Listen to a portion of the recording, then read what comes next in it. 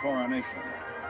The Chief of Protocol, Sardar Prakat Man Singh, meets me with a most impressive 1929 Buick. License number, if you can read it, 46.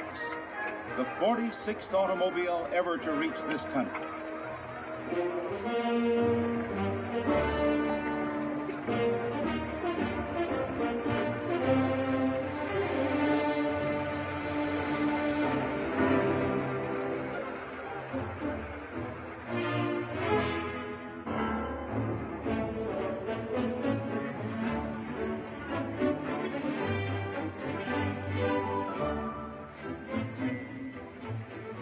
The forests of Nepal are famous for their herds of wild elephant, many of whom are captured and tamed.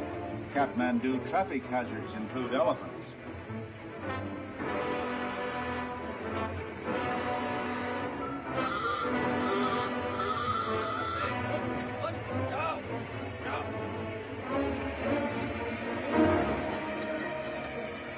We're about to drive over an American steel bridge, every part of which was carried over the mountains by men.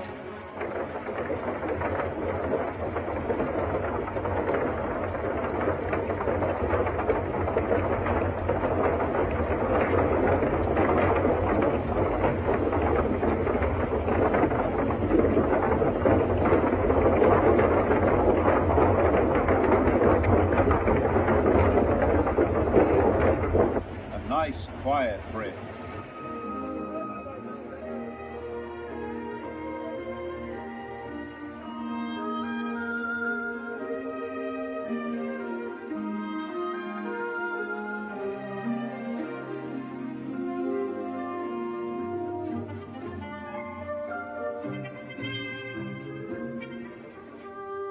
Frantic last-minute decorations are going up everywhere.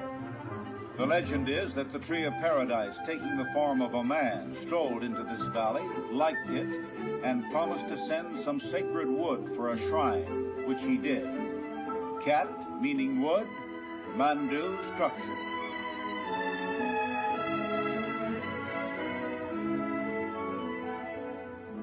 A city of 250,000 people, with hundreds of temples and shrines.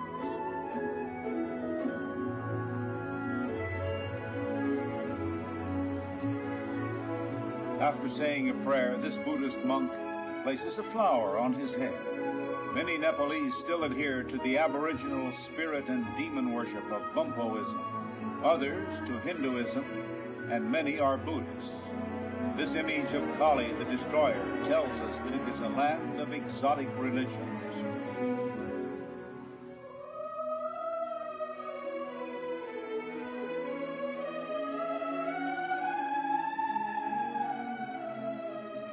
God Vishnu, many Nepalese call him Narayan, reclining on the serpent of eternity, sculptured more than 1,000 years ago.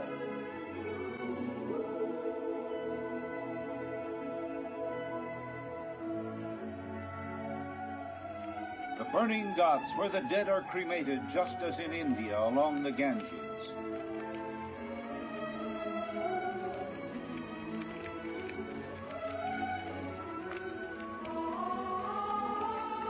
Ashes thrown into the river where children splash and play.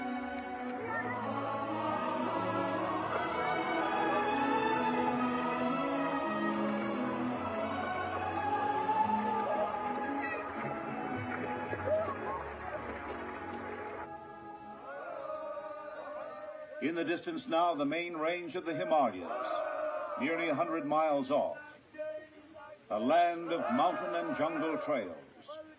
But for some 30 years, the rich Rana nobles imported a few automobiles, all of them brought over the mountains from India in this way. It takes 100 or more men to carry a car, depending on its weight.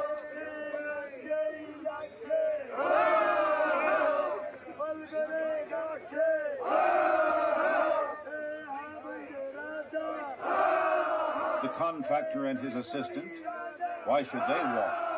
What difference do an additional 200 or 300 pounds make?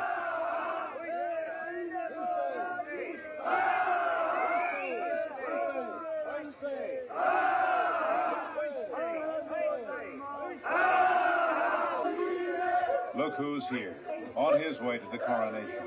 The Sarge substituting for the Himalayan horseman, still the crew chief.